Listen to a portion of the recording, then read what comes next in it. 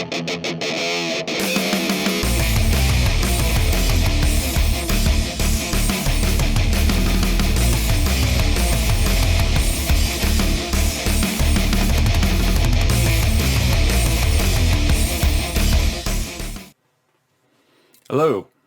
I'm Dr. Houdini, and welcome to the inaugural episode of The Doctor Is In.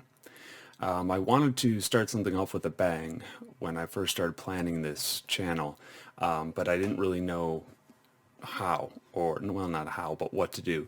Then I secured an interview with somebody that I never thought I would actually be able to do.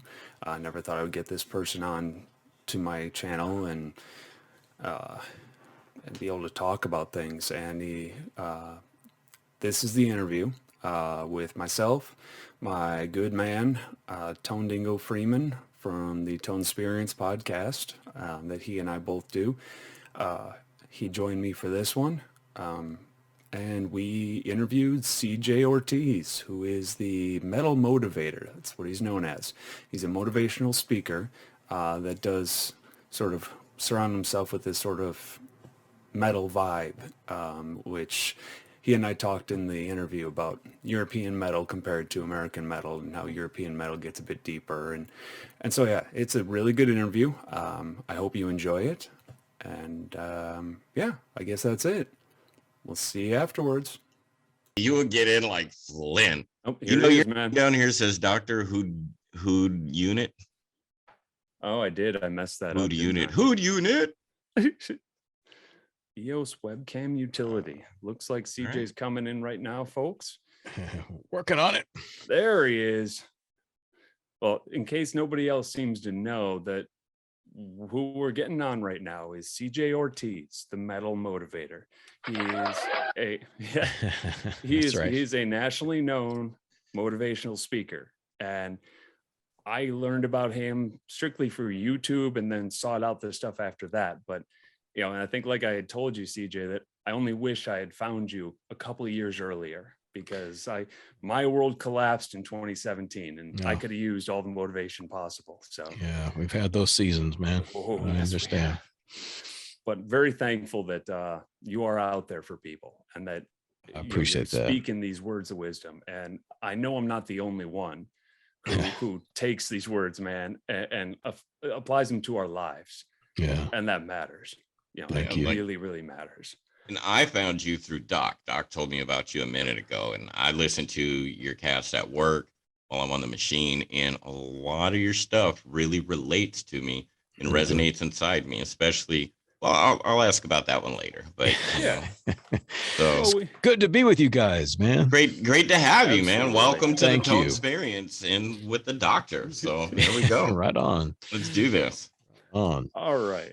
Well, I guess why don't we start with kind of what I already started, where saying generally who you are. If you want to give a bit of info on what you do on a regular. I know you have another job as well as this. At least that's what I saw online.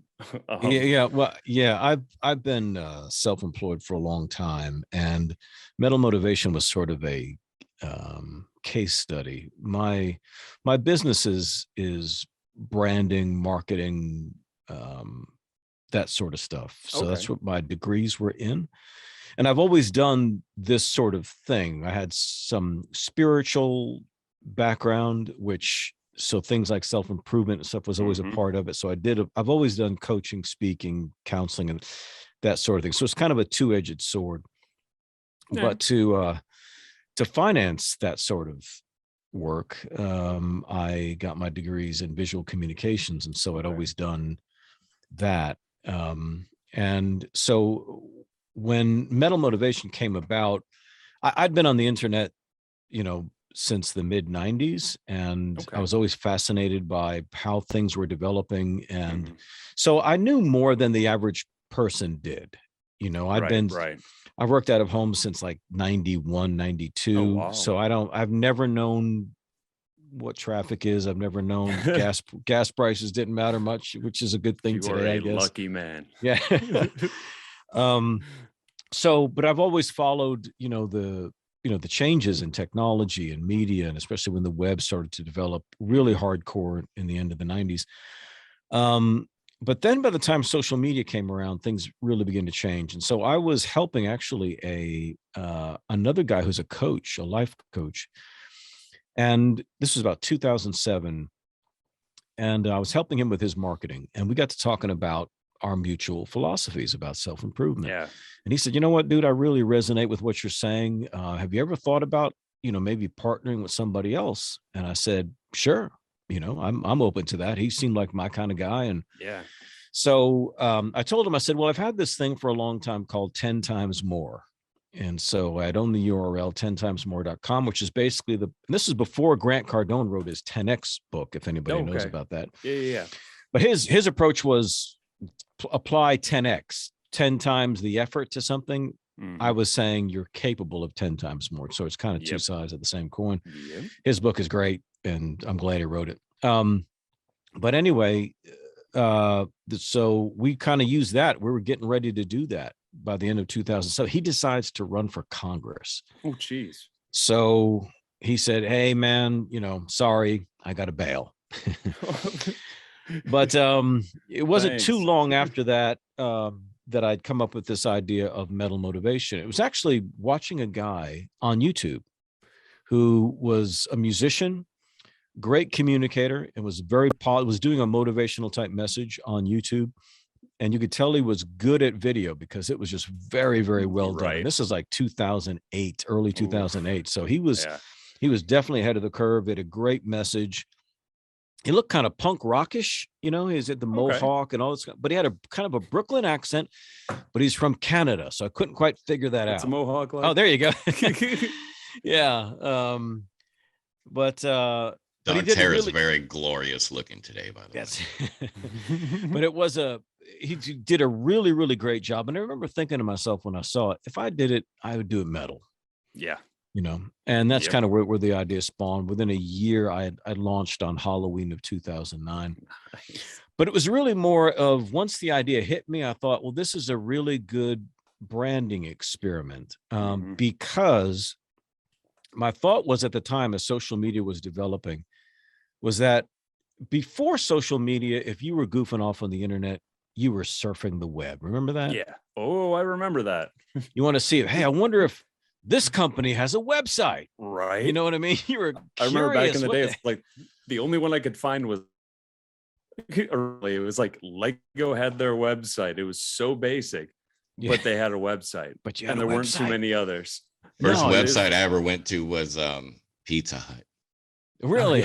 Yeah. And I'm like, oh my God, I wish I could get a pan pizza in the middle of Montana right now. Oh, Jesus. Yeah. So that's what you did back then. You could literally spend the evening just surfing the web and finding out, clicking stuff and whatever. Now, if you were to be wasting time on the internet, you're checking your social media. Usually. Yeah. Right. So the difference was, I think before social media information was searched for, but after social media information was shared. Yes. And so mental motivation was never something that somebody was going to search for. Nobody sits down and says, I wonder if there's a heavy metal version of Tony Robbins out there somewhere. No, they just search for how to be more motivated, and whatever comes up is whatever comes up. They don't care if it's music related. So this mental motivation was something that needed social media because it was a idea driven project. Yes. And so therefore needed the viral effect, needed people to share it. So that's kind of where it started. Yeah. And so I'd like to say it was this mission that was born out of my heart and forged in the crucible of whatever. But it's just a marketing guy going, hey, this would be kind of cool to do. Yeah. Well, cool, but you also have the message, and that's really the only thing that truly matters. I mean, I think the metal thing, like you say, that's what got me to go, huh? Who's this guy? I check it out, and then I'll send it to other people who are also into music. Right. I said, no, you gotta check this guy out. It applies to anybody. You don't have to be a fan of metal. It definitely helps. But you don't have to be. And so that's, you could close your eyes, and I would just sound like this. I don't sound like a wrestler or something you might think would be more obviously or ostensibly metal, you know? Yeah, well, yeah, the big kind of tough looking, Yeah. my metal father, the guy that got me into metal, I call him my metal father.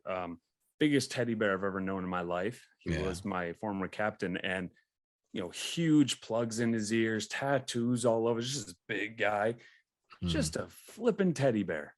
Yeah. This amazing guy, and him and his ex-wife now, they're the ones that got me into real metal. Yeah. I mean, I'm not going to denounce Pantera and these guys.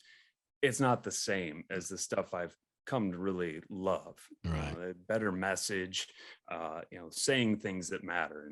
Yeah. And that's kind of where I'm coming from is, that's why I started my TikTok as, I would be listening to a song. I'd be like, oh my God, that's right. That line right there. So I'd go on and start with that line. I think Camelot was my first one. It was, tear down your fortress and swallow your pride. Don't break in your moments of ignorance. And I'm sitting there going, to me, that's so legit, because that's what I did, 7 years ago. I literally let my ignorance about what my ex-wife was doing just bring me down. Yeah. And I'm like, no, don't let it do that to you. Right. You don't know. That's fine. But don't believe you do. And so these are all the, I kind of will go by song lyrics, and these guys. Yeah, there you go. The first song of theirs that I was turned on to is Jiva, and a lot of their stuff's Hindi. And I believe, if I remember correctly, Jiva means rise, brave one, or rise, strong one. Yeah. And it's a song about suicide. And so I'm still planning on a whole YouTube video based on it, because I've been there.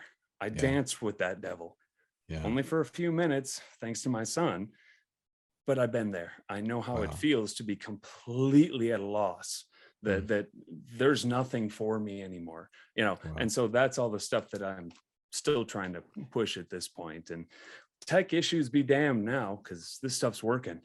Dude, and we got an insane setup going on over here. I'm in South Carolina. He's in Phoenix, because I'm down here. I travel for work, but I'm in South Carolina. I got 2 laptops going. So we're doing the Zoom meeting, and then I'm streaming on YouTube at the same time on my channel. And I've got this insane mixer with all these splitter cables and a wireless controller and my notepad. And I mean, my doing hotel it room always with looks like hotel Wi-Fi. Oh yeah, right, dude. Hilton, the hotel Wi-Fi. If you're a Diamond member, you are set. You get a little bit higher Wi-Fi than everybody else does. So you got to be Diamond, though, right? Yeah, Diamond member. Everybody else gets the crippled internet. Yeah, I'm in North Carolina, so I'm just just a little while ahead of you, man. Up north. Yeah. I know you're not too far. We're on the same time zone, but y'all got snakes and gators down here in the lakes here. And I'm sorry, snakes on my machine while I'm working. Nope, I'm done. Right. I was thinking real quick, Doc, if I can add to what you were saying about your song about what was the song, the band of that song you just, the lyrics Which you quoted? one, Bloodywood? Oh, you mean Camelot? Camelot, that's the band. Camelot, and I know with a you're K. super into them. See, Doc got me into Ailstorm. They're great. And one of the songs that resonates to me that has been like kind of the metal song of my life is that the Rise Up, Conquer the World, the ocean is calling your name. Call of the Waves, man. Yeah, Call of the Waves, brother, because I've had lots of changes over the past year and a half and overcome a lot. And I stay motivated and I stay moving and I stay persistent. And it really does. Yeah, in that song, when I think about being home and hanging out with Doc and hanging out with the guys and missing my friends, that's a song that I think of because I have to keep moving forward with my goals, because my goals are my dreams. Yes. So, and you're already on your way to living those right now. I've been privileged enough to see you when you're sort of just dragging along, where it's just life's another day, it's another day. And now I get to watch you just thrive. And and you are living a lot of this stuff with the motivation. You push yourself to do it one way or another, and it's inspirational, man. Really is. Awesome. Thank you. That's fantastic, man. It's interesting you guys are bringing up these bands because you've got the Sabaton hat too. It's funny because and almost kind of a bit ironic because just the other day there's a Dallas musician that I know very well. I lived in Dallas for a number of years, so I knew the Pantera guys. We were friends when we were kids. Oh yeah. Yeah. Well, I guess Dallas, yeah, you kind of would yeah. be. And they were talking about how this one guy said, because he plays in a power metal band, he goes, man, I give up trying to get the Power Fest type stuff events going on here in Texas. We're gonna have to take this down to Houston. There's bigger power metal fans. And so everybody starts commenting on this thread about why there's not this huge power metal thing going. And I said, I've always have had this observation for years about power metal. I said, first of all, power metal is true metal motivation. Yes. Because it's just all the themes are grand and it's always a positive message, always is.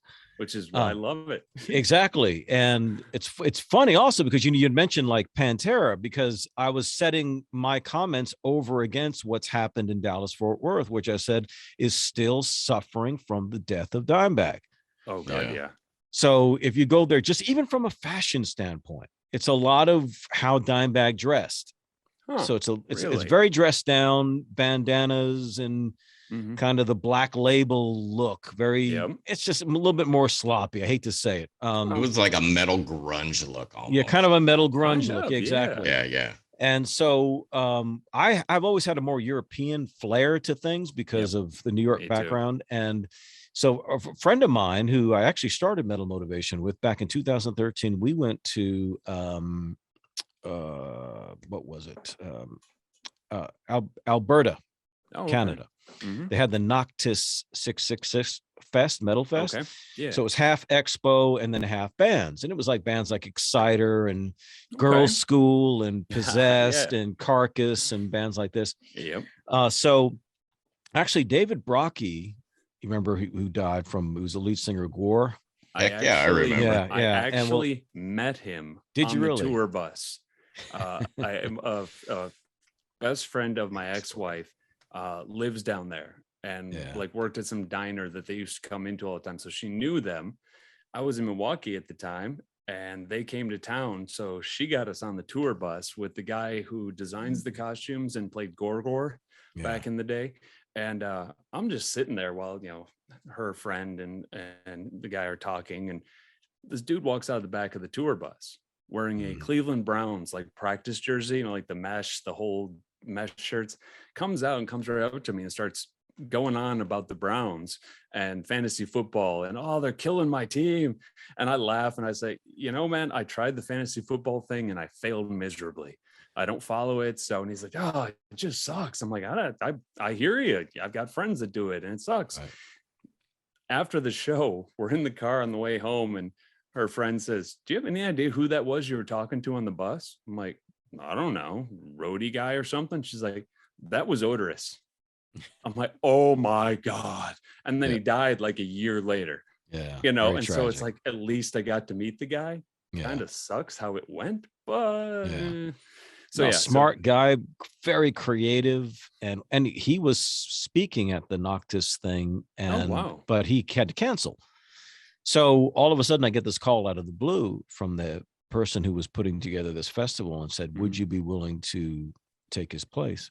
Oh, wow. And I said, man, absolutely. If you guys will fly me up there, it was like kind of a last minute thing. And so they flew the both of us up there, but we got there and it was a very strange experience because it was primarily a younger crowd. So like early 20s, just kids, just long hair. They looked just like we did in 1986, 87, kind of that thrash metal. I was 10, so a little different. I'll be 56 this week, believe it. Really? Well, you sure as hell don't look it, man. I get that all the time. I get happy early birthday. Well, thank you guys. Right? I appreciate that.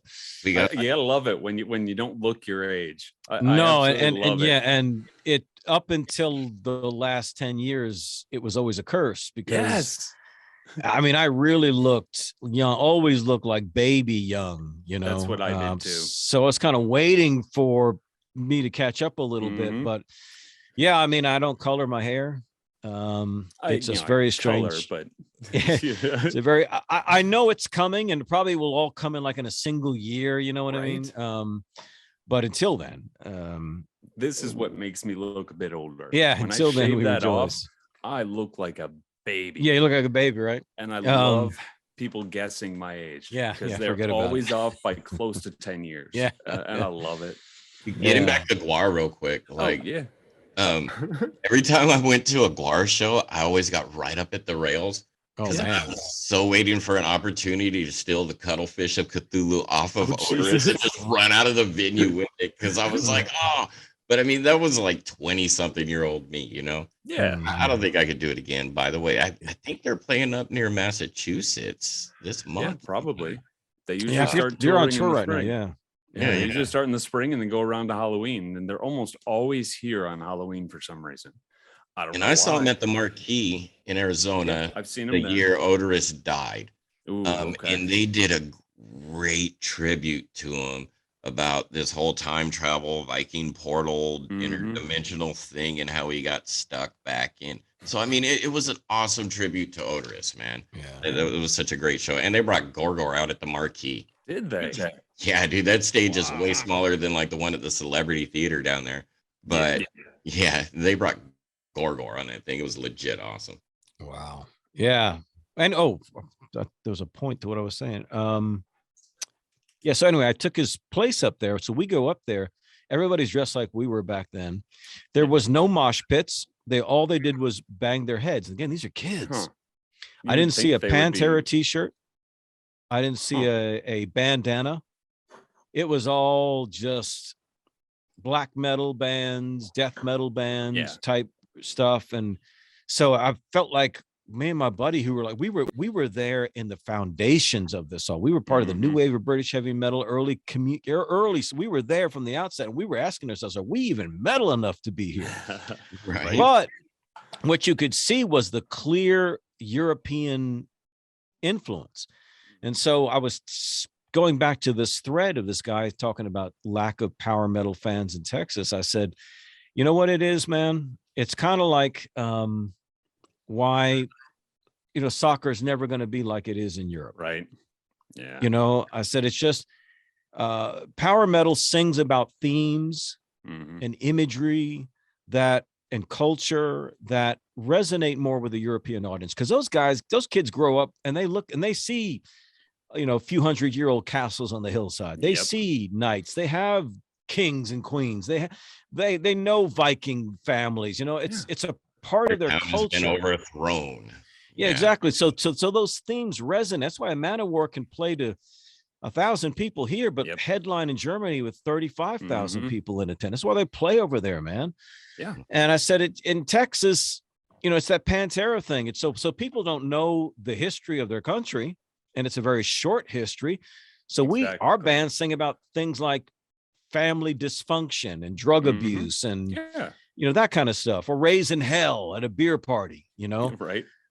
So it doesn't have those grand themes. So it's hard to imagine, a bunch of power metal bands, especially European power metal bands, singing about things that aren't positive. Right.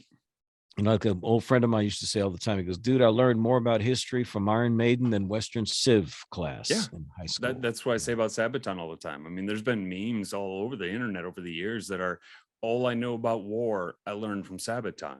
Yeah. And I've been a history person, not that I dove into it deeply, but I always enjoyed history class. Freshman year in high school, I took an ancient and medieval history class. Yeah. And talking about, Nebuchadnezzar and all these, it was amazing to me. And then you get somebody like Sabaton where you listen to it like, damn, it's a good song. I like this. Oh, but check out the Sabaton History Channel and learn about what that actual song is written about. Right. And that's the stuff I love. And now my kids getting into it, and go see them in the fall, be my kid's first concert. He'll be 17, but it just took a while to get his mom to be okay with it. But, we're going to see them. The new album, I got the vinyl in the mail, last week, and for the album. And first thing he says is, can we put it on? I'm like, yeah. So we put it on, and he's just sitting on the floor up in my loft with the record player playing, singing every damn word. Wow. And so why wouldn't his mom let him or be cautious at all about her thing was the other people. She's just concerned about all the drunken people. And I sit there saying, he'll be fine. these are not, you're not going to a Pantera show. He's not going to be in the mosh pit or anything like that. Exactly. And I don't think you'd like that, even if it was. No. He's got a bit of a sound sensitivity. So I'm Yeah. going to have, the shooting ears on him. So Sure, it sounds less. Sure. And thankfully it's at a theater. It's not, Good. there's no big open floor for everybody. It's not general Right. admission. So we have seats. You can chill there and, be able to Good. see the stage and all that. So that's what I Good. really wanted. And so it just worked out so well that their European tour was postponed Yeah. because they were supposed to be touring right now. They were doing like a month in Sweden, Yeah. and because that's their place, that's Yeah. where they're from. And so then all of a sudden I get an email saying that they announced US tour dates. I'm like, oh my God, when's it going to be? And then the eyes widen. You're like, oh my God, it's this year. I told my kid, I said, we're going when those tickets are on sale. Yeah. He's just so stoked about it. And I love that fact. And, it's just a great thing to be able to see that your kid is getting into something you're into as much as you are. Are there camels in Sweden? Camels? Yeah, are there camels No. in Sweden? I don't think so, man. Dude, I saw you drinking coffee. Was that coffee in that mug you were using? You know what? So that is coffee. And I have two questions, and one of them is for you. What kind of coffee are you drinking, Doc? I have 2 pods left of Stacks Packs coffee. STAXPACK.com. You go there, coupon code Tondingo, and you get 15% off and free shipping. Free And shipping. it's actually, and it's actually damn good coffee. Like I said when you and I were talking the other night, Tone, is the guy told us that they've got diffuser in the little K-pod thing. And so I decided after I used one, I'm going to dig down in there and clear out the coffee. And sure enough, there's a mesh screen at the bottom. So it's not just pouring water through, man. So I highly advise checking them out. It's a very smooth coffee. For me, it's all the flavors. Yeah, it's good stuff. So we're sponsored by Stacks Pack, CJ. So we always give out a little plug or two about coffee. But I mean, their coffee is legit. And the money goes to his rehabilitation. He's what, quadriplegic? Yeah, he's got it's some long name, but he doesn't have use of his legs and his arms for the most part. He's gained some use in his back and a lot of use back in his arms. He's got talk about motivation, man. The guy uses his chin to do everything. I mean, Tone sent me. This dude can play Grand Theft Auto better than anybody. That's what I was gonna say. Is he sent me a link? He's like, "Oh my God, he's live streaming Grand Theft Auto."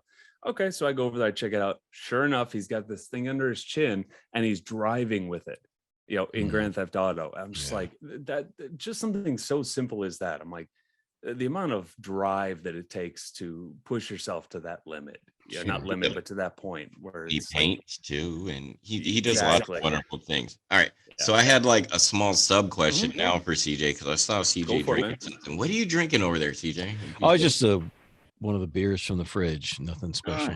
Nice. Okay. Usually I'm cracking like a bottle of wine out here on the feed, and that he does. Well, yeah, I mean, I have a podcast with a partner of mine, and we're sponsored by a bourbon maker in New York, and so I've got a ton of bourbon downstairs.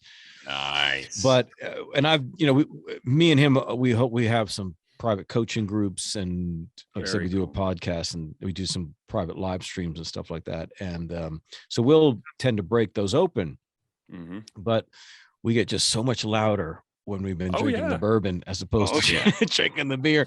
Gee, this way. This guy over here. I'm pretty toned down in a sense right now. I'm not running on tone tangents, and I'm being nice to behaved. And I'm like, I got my bottle of tequila and my olives and my ice over here because I love. Yeah, I mean, if I had my way, that's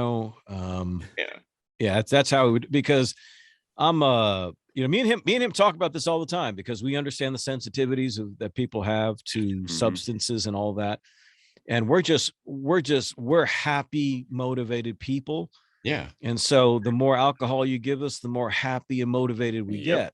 Oh yeah, Others, you're gonna tell me that when you're preaching to the choir here. others, it's not like that. You know what I mean? They Right. got issues, and so it's not good for them to drink, and they get either more weird Hmm. or more angry or what have you. And that's not us. Right. So we don't let um, these things put a damper on what we believe is just the way to celebrate life. And Yeah. so I have a shirt that says "Eat, drink, and be metal." I So like that. I love all of that. It's a Yeah. celebration of life. You got one life to live. Come on, man. I'm not talking about being abusive. I'm not talking about That's the going out and difference. driving drunk. But if we're doing shit like Moderation. this, let's Moderation. rage like Jamaicans, man. Yeah. Yeah, I mean, we're hanging out, we're talking, we're just Yeah. we're getting to know one another. I mean, Hell Tone, yeah. our last solid stream, we themed it towards addiction. Yeah. And Yeah. Tone here has been addicted to two different things. We had his mom on, who was a former addict as well. And, he and I talking before the show, he says, I don't think I should be drinking on this. I said, that's probably a good idea to not, Yeah. because if we're there for addiction, do you really want to be sitting there drinking a bottle of wine the whole time? It didn't feel right to me, and it Right. didn't feel right to him. So Yeah. But Yeah. that one was so emotional though. Like we were that floored. one went It was so great. It was deep. great. That was probably in my opinion, that was probably our best interview so far, because it went so unbelievably deep. And there's so much pride I think she has in the how far she's come. And there's that motivation again, not to beleaguer the point, but she pushed herself through the addiction and created a much better life for herself. She's Right. got you as a kid, and that's a phenomenal thing. She's got an amazing granddaughter, because your daughter's phenomenal as well. I mean, Yeah. she's got nothing but positive stuff Got a now. lot going on in her life. He does. Exactly. He does. And it's just phenomenal. I mean, like grandma used to say, everybody has their own hoe to row. And I mean, the rows we've been hoeing, they've been long and hard, brother. Long and hard. But just kept rolling them, hoeing, just kept doing it. I mean, you guys have been through more than I have. I know that, but I think it was my friend Ming she said it the best to me, because I think it was last year after I broke with my somewhat long-term girlfriend, and I wasn't like boo-hooing myself on social media, but those certain people, they knew that just by the things I was saying, like, something's up with him. Yeah. My ex-girlfriend from high school was the first one to reach out to me, and that blew my mind. I'm just, oh my God, hey. But then I started talking with this other friend. Well, she's got to be 10 years older than me. So she's probably older than you then, CJ. But nonetheless, she's got 2 kids, divorced, and things were struggle. She finds her human. She finds the man that it's almost like they were meant to be together. They fit beautifully. And within a matter of, God, I don't know, maybe a year, 2 at the most, he succumbs to the same thing as a lot of soldiers, past military people do, and he killed himself. And so here's this woman who has continued to push for her children and everything for her whole life. And all of a sudden she gets rewarded with this amazing thing, only to have it be ripped away from her. And so terrible. Exactly. And so I tell her, I said, I'm not going to complain. I said, you've been through so much worse than I ever have. And she said, no, that's not the point. She says, it's not comparing one to the other. It's how bad is the thing you're going through for you. Right. It's not a matter of how bad would that be for, person X. It's, are you struggling? Well, yeah, then it matters, and it just kind of realigns the way you look at these things. I was just like, oh shit, that's true. But yeah, so that's the same thing. I'm listening to Tone here and his mom go on about this stuff, and I just kind of sat back. I'm like, let them talk about this stuff, because I can't hold a candle to this. It's like, I can tell you it's amazing and how that's motivational to hear somebody say that, no, I realized it was bad and I had to do something about it. That's an amazing thing, and it's an inspiration to see these people. Everything you've been through, Doc, like how does like the what Metal Motivation from CJ's perspective, what he does to help motivate people. How does that help you in your daily life, brother? For me, what I've found is it reaffirms things for me. Yeah. It's not that it's opening my eyes to something at this point. Right, That's where right. it would have been nice for me to have been turned on to it Right. years Early before. on. Yeah. But at this point, I watch a video on YouTube that you throw up there, and I watch that and I'm like, that's exactly how I feel about that thing.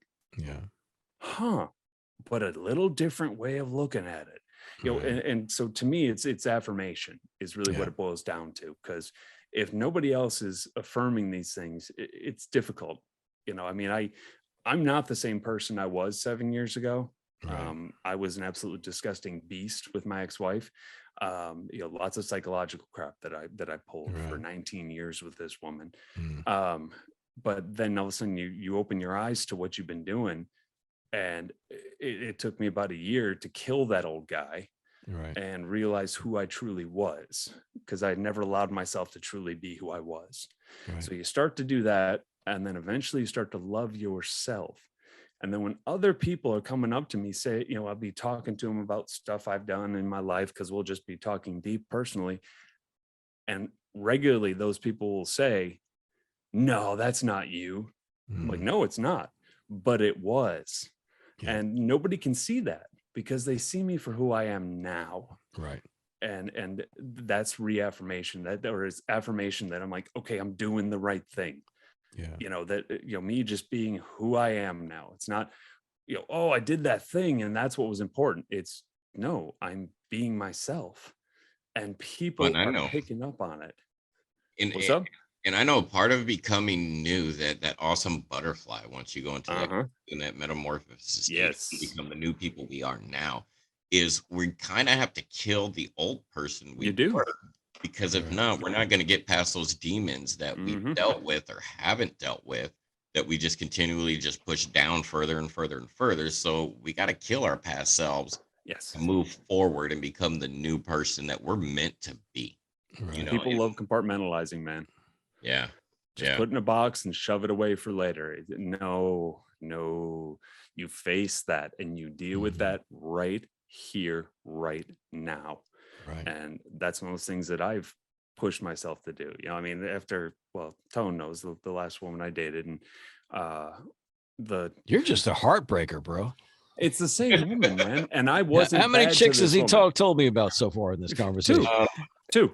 Okay, two. Okay, I thought we're on the third one, man. No. Man, Doc is like, dude, Doc's a lady beast, brother. Doc is the player, man. The only problem is Doc doesn't know it, dude. He's like, that's a whole nother topic for the conversation. see, to me, that comes from being with the same person for 19 years, from the age of 19 to 38. So literally my whole 20s and most of my 30s, I wasn't talking with women.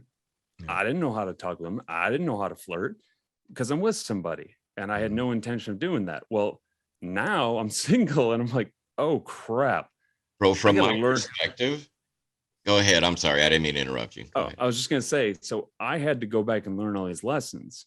And I know early on, at one point, my ex-wife said, oh, are you just trying to relive your 20s? And I was sitting there going, no, I'm trying to learn the crap that I missed in my 20s. And most people learn all this crap. They learn how to deal with the heartbreak. They learn from how to date different people. And oh crap, this isn't good. This doesn't work for me. That kind of stuff. I'm like, I never learned that. And so all of a sudden I'm single, and I dated 2 people within the first 3 months. Yeah, and that's not good. So it took me a while, And I mean, the last woman, I still say to this day, I loved her more than anybody I've ever loved in my life. And in the end, it was kind of to my detriment. I learned a lot, and I learned a lot of things inside me and the way I communicate, all this kind of stuff that I had to learn while being with this person, because she seemed to care. But in the end, it's a whole different story. But it was a great experience. It was an experience, right? Yes. Yeah. We always learn. Yeah. We always learn, man. You know that. Yeah. From my perspective, brother, you're in that process of what I got over last year was, And there's still some of it there. It's that relationship PTSD. It's Yeah. the other person I was with used to do this. So, oh my God, that triggers me to, I'm climbing back in my hole because I don't want to deal with that right now. But yet I don't want to piss the person I'm off with. So I react differently to it, or I just won't try. That's that Yeah. relationship PTSD. And the fact that you told me months ago that you do love yourself now compared to Absolutely. the things that happened when you were married, Mhm. that shows me that you're starting to let go and you're starting to Yes. heal that relationship PTSD. And you're going to be that lady killer that you're meant to be, because you're Dr. Houdini, yo. Oh, I appreciate it. I appreciate it, sir. I say the same thing I've always said, and that's great. But since I don't know how to flirt, I don't know how to pick up on these things, I just kind of wait until Yeah. somebody comes along. And you know what? The best relationships I've had have been out of nowhere. I just met my ex-wife at a concert through a friend of a friend of a friend out of state. And, we go to this show and she and I just hit it off. I mean, she was 15 at the time, for another like not another month after that. So definitely a little creepy and weird being that I was 19 and out of state, but nonetheless, and that's how I met her. We have a almost 17-year-old child now who means the world to me, and is the reason why I didn't grab my gun that day. And he knows this now, and it's connected us a lot more. But yeah, and so then the last woman I met at another friend's house, she had a few people over for a lunar eclipse party. We were having a lunar eclipse and like, oh, we're gonna have people over, have some food. That's how I met her, and on and off for 3 years. And there's some amazing times and some very difficult times, but amazing lessons learned. And again, that's a takeaway from everything that happens in my life now. Bro, and Didn't you know, before. well, like we have good times and bad in relationships. Like even the type of relationship you and I have, brother, we were at our throats the other day. Yeah. And we just had to take time, step back, and just forget about it, bro, because Yep. our friendship means way more than a little bitty tiff that we had. Mhm. But Yep. that's what it's about, is being human and being capable to talk about your issues that you have with the other person. That's right. Yeah. If you don't talk about it, you don't communicate it, then it's just going to fail. That's really all there is to it. I've had, Jesus, since my ex, let's see, 1, 2, I think 4 people before I met the last woman. I think it's 4. And other than the other last person, who's now a friend of mine, thankfully, that we were dated for 3 years. I didn't feel anything, so I said, okay, we got to stop, which hurt her, obviously, but there's not a whole lot you can do about that in those situations if they're feeling something you're not. So, well, you got to do what you got to do rather than drag it out and beleaguer it. And so it took about 6 months before we started talking again. And now we're friends. She was going to be on here today, but she's got other stuff she's doing, so she can't do it. But, it's you learn and you move, and it doesn't always have to end crashing and burning. It's people are decent and adults about this crap. We're not teenagers anymore. We don't got time for that crap. Dude, do you mind if I ask CJ a couple more questions? Go for it, man. Go for it. All right. So mental motivation, it became your calling. You went from you went from being a spiritual entity, person involved in a church, to mental motivator. Like, what was that aha moment for you that was like, I want to be out there and motivate people from a metal standpoint and let them know that, metal's not that bad. This is what goes on daily in our lives, and break it down to them. What was your aha moment? Like I think I mentioned earlier, it's kind of it was the seeing the good idea from a branding standpoint, and so that was like, okay, something I can seize. But I'd always argued that, well, when I tell people, they ask, why do you do metal motivation? I said, well, what metal did for me is what I do for others. Yep. So in other words, metal is not a destructive force in our lives, right? It's despite what people from the outside who don't understand it may say. They think it's just all evil and destructive and chaotic and all of that. No, it's extremely motivating. It's motivating from every angle you look at it. And from my background, I didn't mean to interrupt you. No, but please from go ahead. My background because I used to be heavily involved in church as well. Like when you hear metal in the church, like some churches, it's banned music. It's forbidden. Don't listen to Metallica because they're evil. You know, so growing up in a church and bringing that metal motivation like you are, that had to have been difficult. It was very difficult. And I would get questions. I still get questions to this day. Like within the last year, I've gotten 3 or 4 times. I got people that write in and say, how can you justify this heavy metal in light of faith and that sort of thing? I always tell them, I said, listen, first of all, you ain't that holy, Hot Rod. Right. Because I know, see, it's easy to look at a Cannibal Corpse album cover or whatever and say, oh, that's easy. Yeah. Hi, I'm the devil. Notice my horns, notice my tail. It's easy to point at a pentagram and say, that's evil. Yeah. But I can go to your house, man, and find out the websites you've been checking out behind your wife's back. Mm-hmm.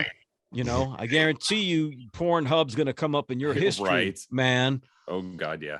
So don't tell me about what's right or holy or anything until you clean your own house. First of all, that's the first thing. The second thing is that it's all theater. Yeah.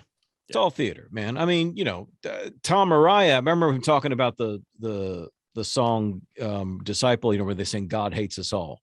Yeah. There's an interview. He goes, God doesn't hate. And he says, it's a cool fucking title though. You know what I mean? He's honest about it. I mean, he's retired now. So he's on a ranch in Texas playing with cows. He's not sacrificing goats for goodness sake. So it's not, it's all theater. That's all it is. I always say, heavy metal came around. We think about Sabbath in the late 60s, early 70s. It was hitting at the same time that like even horror movies were changing. Yeah. From Frankenstein to The Exorcist. Yes. Things were becoming ultra real. Because you remember when we all grew up and you watch shows like I Love Lucy, and they showed a scene like in the master bedroom, there was 2 twin beds. Always. Yeah. My folks, there was a king size bed in my house. And you as a kid, you're just like, I don't get it. Yeah, well, that's all they could show. So at that time, once it switched into things like The Exorcist and whatnot, and TV got more realistic with like All in the Family and all that kind of thing. Oh, yeah. Media was tearing that plastic veneer and saying, no, this is what's real. Metal has always done that same thing. Metal's always it did it in obviously, hyperbolic fashion, singing about the darker things, but it was still tearing the veneer off of life. Yep. And so I would tell some of these people who would inquire about, relation of faith to heavy metal. I said, first of all, you ain't that clean. Secondly, it's all theater. These guys don't worship anything. And if anything, what they write about, it's not so much they're writing about God. They're more writing about what institutional religion has done. Yes. That's more their problem. And I told these guys, I said, trust me, you've given them plenty of bait. Oh, God, you know what I mean? Whether it's priests raping kids or guys, begging for money on TV and sleeping around and all of this other stuff, you've given them plenty of reason to write the kind of music that they write. I said, but then again, I'll push it even further. Let's get into the real satanic bands. Let's get into the black metal band. They're full of shit too. Of course. They're full of shit because they don't, if they were real hardcore, like evil, they would rejoice in the sodomizing of small children. Yeah. They would rejoice and celebrate the abuse of women. They don't. You could go rob their rehearsal space of all their gear and they'll be preaching thou shalt not steal the very next day. Yep. You know what I mean? It's just theater. I said, now that's not a justification for everything, but man, goodness, it's 2022. You got your smorgasbord pick of religious bands if you want them. Oh God, yeah. Striper's still making albums for God's sake. You know what I mean? Striper's still out there making albums for God's sake. So you can do that, but It's like, listen, if you don't understand a lot of that music, then I would turn them on to all the bands you guys mentioned. Yeah. Because you will not find anything in a power metal song that's going to contradict your morality or anything. And I guarantee you it's better than the pop horse shit you're listening to right now. Way better. Yeah. No, it's way better. Yeah. Sometimes Kesha is my spirit animal. So, right on, man. Oh, right, I have one more question. Yes, sir. That's okay. All right. I know what you're thinking. You were doing awesome, brother. You're doing great. So CJ, you must travel a lot from time to time for work, right? When you're going and doing these conferences and speaking. I used to do it more. I don't do it as much over the past several years, but I used to. For my job, COVID reason or just no, it was so effective just online. Yeah. But so for my job, I travel a lot, and like I really haven't seen my stuff for any length of time for like a good since, pardon my language, was since like November. That was the last time I spent any real time at home. I've been back a couple of times for like 3-4 days here and there. Okay. So when you were traveling, but I mean, I work nonstop. I've had to go work half the day today, but I work nonstop. The company, anyway, that's a whole nother topic, but I'm motivated AF is in my job right on, now. Bro. You know, right I'm motivated to move up and motivated to do big things, and I'm doing them. But when you were traveling a lot, being a family man, how hard was that, and how did you deal with staying motivated to steer and stay that path that you're on to obtain that goal in your dream? Well, I appreciate that question, because it's real hard for me lately. I wanted to give up so many times and go do an office job, but I can't, because that's I completely understand. And actually, you can apply that same thing to somebody who's off at an office 12 hours a day. You know what I mean? Because they're spending just as much time away. By the time they get home, those kids are in bed. I liken it to, I'm big into my dogs. I'm serious about training dogs. And I always tell people that, like, if you watch, I was out several times today playing with my dogs. There's two purebred shepherds. They're gorgeous dogs, man. Gorgeous dogs. But they will play around me. I call it daddy-centered living. They play around me because I'm always engaging with them. So I am their life. They're not interested. They would love to chase the squirrel or whatever, but they're not interested in that. Their life is around me. So they'll play with each other, but they're playing close to me. So I did this test just before I came on here. We were outside in the front because I got a new puppy. She's about 5 months old now. And we're playing in the front yard. So I got a lot of property. So I said, you know what? I'm going to stand up while they're playing, and I'm just going to walk to the backyard and see what they do. So I walked to the backyard. And as soon as I walked up, they stopped and they looked at me and they just watched me walk. And I just stood. I didn't say a word. I just stood back there. And they just sat there with the ball hanging in their mouth, just watching me. And then they both got up and came straight back to where I was and started wrestling with each other again. I said, there it is, daddy-centered living. Yep. And so it was the same way I did with my kids. So I homeschooled my kids for a long time. Okay. Yeah, I was early on in that homeschooling thing, man. People thought we were weird as hell in the 90s. And then I also did a private thing for a while when they were in high school.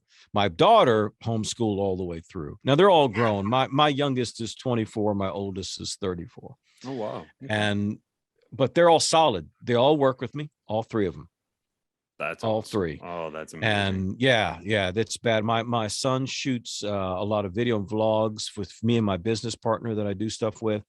Nice. And then my oldest, my second does that. My oldest he does all the Metal Motivation clips and stuff. He works and creates all the videos and all the. I always did it, and then he now does it all now. Yeah. And then my youngest works with me just every day, helping with everything. And she graduated just with a bachelor's in history and politics. So she's working a lot with me on some of the just stuff I've got to do here tech wise, but also she's going to start helping us with the podcast. We do a podcast called University of Badassery. Yeah, and I like that. And actually interesting about the Sabaton thing is the guy I work with, my business partner, he was career military, but he was 13 years in Delta Force. So Wow. he's a commando's He's commando. legit. Yeah, Yeah, he's the he's real legit. deal. He's got a massive following on social media. He's been on Joe Rogan's show. He's been Oh, on really? Wow. Comedy Central. He's been on Bar Rescue. He's been on Oh, jeez. what's his Jocko Willink's show. He's done a lot of just, like cable news type stuff. Yeah. And but what we ended up doing with the University of Badassery is talking about historical badasses. Mhm. It would be really egotistical to talk about ourselves, obviously. Yeah, And if you're using that term, yeah. yeah, and we don't want to just interview a bunch of other social media badass, self-appointed badasses who are Right. on everybody else's podcast and just kind of making the rounds. Mhm. Yep. So we said, let's talk about historical badasses. So we did like Lewis and Clark, Yeah. and we just did not too long ago the Endurance, which was actually recently unearthed, which was the Antarctic Oh, that's right. Shackleton's Yeah, I saw expedition that. that got stuck in the ice. Yep. So that kind of stuff. So the kids all help with me nowadays, but I was always working 80 to 100 hours a week. But Jeez. because they were home and the wife was a stay-at-home mom, they were with me so much of the time. Mhm. And I invested so much into them. And I never missed a holiday, Yep. never missed a birthday, never missed a recital, never missed a special event. Priorities, right? Yeah, but only because I was able to control my schedule. I was able to control my time. So even when I was traveling, a kid's family could go with me, or Mhm. I might be gone for that 3 days or something, but I had been with them for the last 21 or something, or Right. the last 7 days, or the last 14, or the last whatever. So that really, really helped. And I feel, especially for like military families, Oh God, yeah. Yeah. and someone like yourself, Tone, who's, because it's a tough call, because Yeah. the only way to pay your dues to get where you want to be is to pay your dues to get where you want to be. Yep. Yeah. And not many people are willing to pay that price. And it's tough, because I knew a guy who was a preacher who all he did was travel. And went over to his house, and his house was decorated like a hotel room. Right. Interesting. And I was like, dude, I said, this looks like a hotel room. He noticed me looking around. He goes, tell me what you see. I said, I was kind of afraid to say it. It was like an Right. insult. And I said, what does it remind you of? I said, it reminds me of a hotel room. And he said, that's intentional. I'm more at No. home in a hotel room. Oh shit. He said, so I'm decorating it like home. And I said, Yeah. wow, dude, Yeah. that's a lot of time away.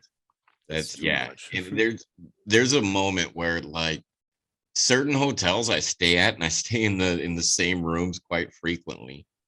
Like down here in Aiken, where I'm at, the Hilton Garden Inn, they called me when I did my reservation 2 hours before I checked in. They're like, "You're coming back to see here. We'll put you in this room," and I'm like, "Oh, that's a room with the jacuzzi tub in it. I'm so down. Thank you." Yeah. But they know where I like to stay. And Yeah. I know the feel of that bed in that room. That's how long I've Mhm. stayed in that room. Like it still smells like my dog sometimes in that room. That's right. You mentioned that the other day. I remember Yeah, that. yeah. I turn on the heater in that room, and like the smell Yeah. from my dog permeates the room. And I'm like, yep, that's Wow. ready. Wow. I mean, I guess it's fortunate in some degree, because you guys have to spend so much time away from home. I'm on disability, so I'm home, Yeah. and my kid's here with me every other week. His mom and I have joint custody, and when he's here at his age, almost 17, he's not just looking to hang out with dad. He's usually in the computer room playing some games that he is way too fast for me to even try and compete with, which is most games at this point. Young kid, they're just better at this stuff than us older ones. So yeah, but at the same rate, he had spring break last week, so he was home all day, every day with me. And Good. we had those moments, we talked, and I mean, we used to, my big thing, hence my name, you can see behind me pictures on the wall. My big thing is Doctor Who, and I've was watching it even when I was with my wife. Again, it's after that, and I'm watching the show. I'm like, oh my God, that's so legit. You start to pick up these little bits because the writing on the show can be just phenomenal at times. And I think one of the biggest ones for me was the 11th Doctor when he was wrapping up his time. He said, God, let me make sure I can get this right. We all change all through our lives, and that's okay. That's good. You got to keep moving. So long as you remember all of the people you used to be. And now in that show's mindset, that means the prior versions of himself, the prior doctors, but I'm sitting there looking at it going, I'm not going to forget that guy I used to be, because that partially has guided me into being who I am now. And so, no, don't forget the things you've done and the people you've been in the past, and so it's all what you take away from it. But for me, that's a huge part of it. Now, he again recently started watching it with me because I was watching it, and he sat down. And so he finished watching the season that I was watching. And then he kept on watching through the 13th Doctor, who was the first woman, is Jodie Whittaker, first female doctor. And he watched both seasons. He's into it, and he's like, I kind of like this episode, but not this one. And it's nice being able to interact with something that we really do connect on. And then the music thing has become bigger over the last 2 years, I think. So, I mean, you guys definitely have to deal with it. I mean, Tone, your daughter's what, going to be 21? She'll be 21 at the end of August, dude. So, and she's all the way in Alaska. Yeah, she's up in Alaska on a nursing doctoral program. Like, it's insane, but like, oh my God, I'm so proud of that little girl. Oh God, yeah, that's great. Jesus, how can you not be proud of that? Speaking of that, real quick, because there's a question I was going to ask before. Other than your marketing degrees and stuff like that, do you have any sort of certifications or anything as far as the public speaking and the motivational stuff? Is there any sort of thing that you've gone through to sort of, I don't know, learn how to better structure it or something like that?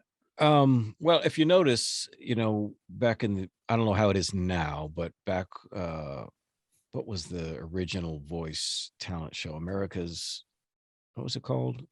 Star Search? America's No, go way back, Star Search, but no. I mean, well, with Simon Cowell, what was the original, the big one? American Idol. American Idol, right. Yep. Yeah. You would see so many people who would make it to the finals were people who were raised in church, because I always said, if there's anything that the church produces, it's great singers, great musicians, and great speakers. Seriously.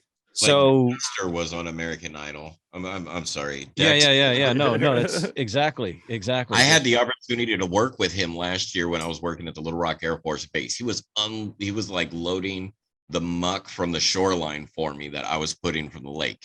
And I got his number, and I've seen him. I knew when he dropped off from American Idol and why he did.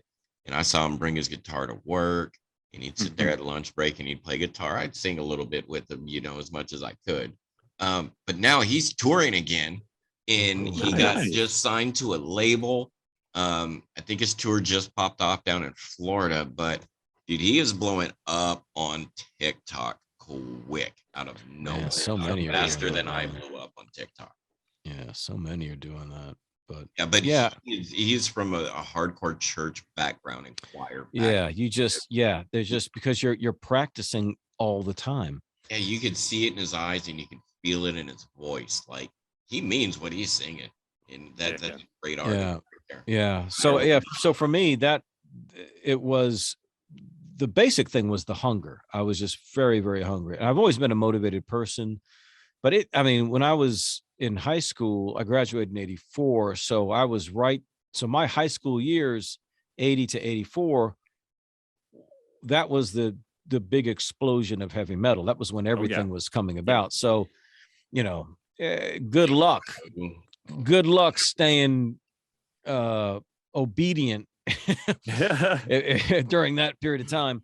Right. So it took 2 years of summer school to get me out of high school. So I didn't graduate with the capping. I got my degree, my high school diploma, but I didn't get to graduate with my class. I didn't wear the cap and gown and all that stuff because I goofed off.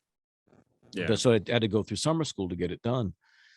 But, years now removed, I mean, I've got several thousand volume personal library, and I Jeez. was just once I became, spiritually oriented, my hunger for knowledge and things was just insatiable. And you're just going to start reading, not because you're nerdy or you're just hungry. And you yeah, want man, info.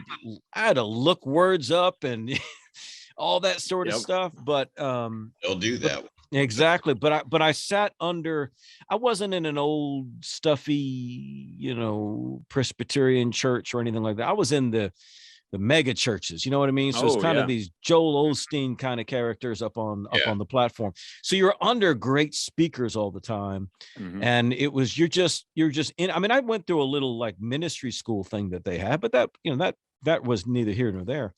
I'm going to paraphrase it real quick because you said his Yeah. name. I am pretty sure when I was doing my research on you, somebody called you the Joel Osteen of metal motivation, dude. Yeah, I have definitely heard that before. I've heard They did that. say you were a shorter version. But Yeah. Or they'll say, well, what I've said about myself to describe, I said, I'm like Tony Robbins meets Metallica. yeah. Yeah. So it's just I a like simple little way to describe it. I mean, But when I was behind the pulpit, I wasn't I was giving it to him straight. Fire, brimstone, love, life, everything that the Bible brought forth is what I brought. And I'm pretty sure you did the same thing as well, Yeah. because that's what you do with your stream and your podcast. Yeah, exactly. Yeah. So Tone tangented. I'm sorry. yeah, it's as you might guess, Tone, it's kind of hard sometimes to explain those things to the kind of metal audience, because people are so antagonistic and triggered and sensitive about, you just can't even say anything, sometimes about that. Be metal, but yet you can have faith at the same time, man. You can love it for the art that it is, the metal music. Yeah, like we said about some of the bands, the more darker bands, their real problem was really more with religion itself. It was what institutions had done in the name of God, so to speak, that kind of prompted the reaction and a lot of the vitriol and all of that. And I try to avoid the landmines if I can, but it seeps out. What's funny though, what's really funny is church going people who listen to my videos over time, they go, okay, did you used to be in ministry? And pick up on it. They pick up on the cadence and the inflections and some of the terminology. I knew that from like the very first video of yours I watched. Yeah. And I'm like, oh, and then I started doing my research and I'm like, oh yeah, okay. Yeah. Yeah, you hear it. You hear the like if you've been in the military or in law enforcement, it's like, like nowadays I would always describe, if I talked about a police person, I would say a cop. Yeah. A police officer, right? But now, because of the stuff that I do now with my buddy, he works with a lot of law enforcement people and SWAT. So I'll say what they say. They say LEOs. Yeah. Right. Law enforcement officers. I would have never used that term before. You started using those acronyms, and when I worked in behavioral health, like as in my 30s, when I worked in behavioral health, like I tried to not use acronyms to people who weren't involved along that process of the crisis plan making and all that, because they would always ask, what's that acronym mean? Yeah. When you're around the people in the industry, you just use those acronyms because that's what everybody does. Like, oh, dude, working with my business partner and all his military stuff. Oh God, everything in the military. Oh my God, dude. I said, after a while, I said, you're making this up. There's no way there's that many acronyms, and no way you can remember all of those. They do. He said, dude, everything is an acronym. Everything. Seriously. Right. I got lots of buddies who served. Unfortunately, I broke my foot like before I was supposed to go to basic training, which jacked me up, but it set me on the path I am today. So I would not take that event back for anything. Yeah, no, man. I thought about it when the original Gulf War hit. Oh God. When that hit, there was such a patriotic thrust that went through this country. And actually, I was in art school at the time. I was doing the visual communications degree, and I thought about literally dropping out and joining. I'm glad I didn't. Yeah. Right. Glad I didn't. We're all glad you didn't. That's right. Who I knows? don't know how good of a soldier I would have been, but We need to have what if episode one night. yeah, right. Or what if? That would be interesting, What would actually. happen if, like, Now, I mean, my thing with the military, I mean, in high school and then, well, frankly, the rest of my life is I respect those people, and those people are 10 times, if not more, stronger than I ever would have been in order to do something like that. I feel it takes a certain kind of mindset, a certain kind of person to really go into that and then to thrive in it. And I've known people who thrived in it for years. I know people that did it for a little bit and then said, "Oh hell no," and got out as soon as they could. But for me, I'm a lover, not a fighter. It's just it's not in me. I'm not somebody who's gotten into fights in my life. I think there was 2 in 8th grade, and even those were minimal.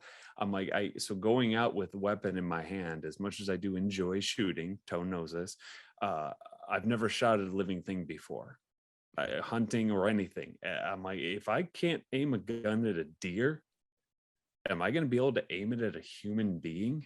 Right. Knowing that this guy I'm looking at is the same as me. Right. I'm like, he doesn't really want to be there doing this, but it's his job. And that's what we're seeing a lot there in the whole Russia thing right now is you've got these soldiers who are saying, we didn't even know this is what we were going to be doing, and we don't want to be here.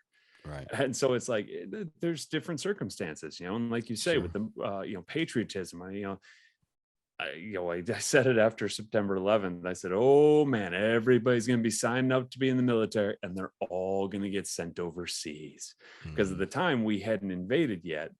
Right. And so I'm like, no, this isn't going to end. And I hope they understand that this is what's coming. Yeah. They didn't just sign up and then go, oh crap, but a lot of people did, Hey, Doc. Yo. Speaking of signing up, this is going on in the chat. Somebody said, why don't we play shot in the mouth with CJ? And you and I, we're not going to even try to play shot in the mouth with CJ because it's kind of out there. It's a little out there. Well, hey, what about the zombie apocalypse, dude? Because let's sign him up for the zombie apocalypse party. Bro, I get that. And that's the last item on my notes here to do. Okay. But I wasn't going to do the shot in the mouth thing, but since your question for me today had to do with music, right, I think it applies, bro. Do you want to do it, or you want me to do it? Yeah, I'll do it. You want to time it? And if you're okay with this, CJ, the idea is you're going to have to explain. Yeah, the idea is that you have 20 seconds, and we give you a topic or a thing, whatever it is, and you have 20 seconds to name as many of those things as possible. Now, for each one you name, you get 1,000 points. If you trump over what Doc got, because Doc started it when we first were on the stream. Could have done so much better. Doc did really well on you did really great on this category, bro. I'm proud of you. But yeah, you could have done better knowing you. Okay, so you said you're gonna mention a topic? Yeah, yes, I will give you the topic. Doc will give you the topic. It's the same topic I gave you, Doc. You have to mention as many in that topic, in that category, as you can in 20 seconds. Now, if you beat Doc's score, you take 5,000 points from his score. So you'll gain a bonus 5,000 points. The points are arbitrary. You just get points for winning, but it's a fun game. And keep in mind, I'm at 13,000 points before today. Yeah. Wow. And plus, he gained 20,000 points today. Yep. So he got an answer per second. So I'm going to do the effect here. Okay, Doc, you ready? Yeah, go for it. He loves his CJ, are you ready to take a shot in the mouth? All right. Anyways, all right. So here it is. You got 20 seconds. Let me get my timer. Oh, I got my timer. It's up. All right, ready? Okay. As many as you can in 20 seconds. Heavy metal bands. Iron Maiden, Judas Priest, Metallica, Slayer, Pantera, Sabaton, Hailstorm, Judas Priest, Angel Witch, Merciful Fate, Exodus, Slayer, Anthrax. 18. Oh, I'm still got time. I'm sorry. Dude, you got 19 though in 20 seconds. That was badass. Yeah, and you ran into the same thing I did, where I'm sitting there. Because it's a surprise to me too at the beginning of each episode. So he tells me heavy metal bands. I'm like, oh crap, this should be so easy. And I got 20, which was all right, but I could have gone as fast as you did at the beginning there if I could Yeah, have all of a sudden remembered all this stuff. yeah, you're like, it's like a thousand pieces has just been thrown on the floor. Which ones do I pick up? That's exactly it. And Yeah, so I'm sitting there naming bands that I've got tickets to. I missed Arch Enemy. Damn it, that was one of the ones I missed because I got, we got Dragon Force in April. I got Arch Enemy in April. I've got Infected Rain in June. I got Mark Sabotage Rebier in September. October. What's up? Mark Rebier in the house. That's a tricky game, man. Yeah, because you would think, really I'll nail that. Yeah. Dude, bro, like if somebody told me Star Wars characters as many as you can in 20 seconds ago, like I'm gonna so stumble, dude. Yeah, I would too. Well, it's like the one that we did with your mom, where it was artists. Yeah. Immediately, I go to painters, Da Vinci, Van Gogh. My mom's like reggae, rap, metal, Randy Travis. I didn't think musicians. She's like me, you, him. Like we're just named artists, Oh, like if you told somebody 20 seconds, name all the TV sitcoms you can. Oh yeah. Then you just start rattling them off. TV sitcoms, dude. We're gonna have to do that one day. I'm writing it down. Okay, cool. Write that down. So we have one more guest after you, CJ, who's a comic book collector of all things of Todd McFarlane, which he's awesome. I went to high school with the dude. We named him. His name is Seven because he only has 7 fingers. So he's always gone by the name Seven. Like my name Tone, it's short for two-tone because I'm half black, half white. It was a derogatory name that was given to me, but it's stuck, But so he's gonna play Shot in the Mouth too. And it's to his advantage if he's watching my stream on YouTube right now, because he knows it and he can be preparing for this. So the smart ones watch and follow. As an anecdote, I went to art school with. Actually worked with Todd McFarlane. And can still draw, I think, Spider-Man to this day. Wow. Yeah, I went to art school too, but not for anything hand done. I went for computer animation. Oh, cool. So that was my jam. But yeah, we do have one other question that's the final thing, but I wanted to ask because I didn't really ask a whole lot. So I wanted to ask at least a couple of mine. I don't know how much time you got. No, go ahead. Okay. Let's see, where do I go? Okay. Are there any specific bands that you feel, an answer if you can here, any specific bands that are motivational to you, and just a couple of them, because I've named a few of mine, but I know there's more that have had, words. I mean, Sonata Arctica, Paid in Full is literally my end of my marriage. Start to finish, where it's, oh God, I'm blaming you for everything and I still love you, to the point where it's, no, I'm starting to love myself and I don't really feel that way about you anymore. And so that kind of things, sticks with me. It's poignant to me in my head and it applies to my life. So are there any bands you can think of off the top of your head that have been that for you? Oh, well, for me, it was more the bands that were there when the big revolutions happened in my life, and those were all in the early days, not so much today. And that but it's still, it matters because I mean, when I was actually said this to somebody the other day, I was pointing out the what was it? There was a few bands that changed everything for me in the 70s when I was a kid. Was Kiss. Really? Yeah, Kiss was just. I got a side comment on that one. That just for a kid in the 70s, that's what introduced you into that world. The second band to revolutionize my life after that was Van Halen.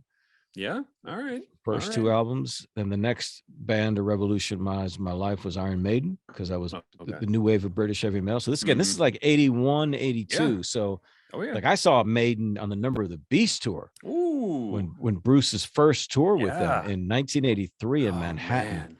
CJ, did you prefer Hagar or Halen in Van Halen? Oh, there's no I know like 2 Van Hagar songs. Right. Like Van Hagar was so not Van Halen. I don't know. No. But have you seen David Lee Roth lately? Oh yeah. Singing. Bro, the one band who actually does legit as if it were the original, bro, like the new Queen with Adam Lambert. Yeah. Oh my God, he brings a total different flair to Queen, bro. Like, and they started touring again with him as the Freddie Mercury role. Sorry, I just another tone tangent, but He did, it's but relevant. it's all right. It's relevant AF here. Yeah. Like, yeah, Adam Lambert Reeling coming it in. from American Idol that first Mhm. season, Yeah. like, boom, exploded, and now he's the lead singer for Queen. Mhm. What the heck? And we saw that He's happen singing in our over lifetime. Tony. Come on. Yeah, yeah. Doesn't get And much he better is- than that. And he is Mhm. good at it too, dude. He's good. Yeah. So big ups to New Queen. Yeah, but Van Hagar don't work. yeah, no, Van Halen. So, but that was so again with Kiss because we were young kids, but then Van Halen because that was the height of the disco era, and Mhm. and to hear Van Halen one for the first time was a religious experience. I believe it.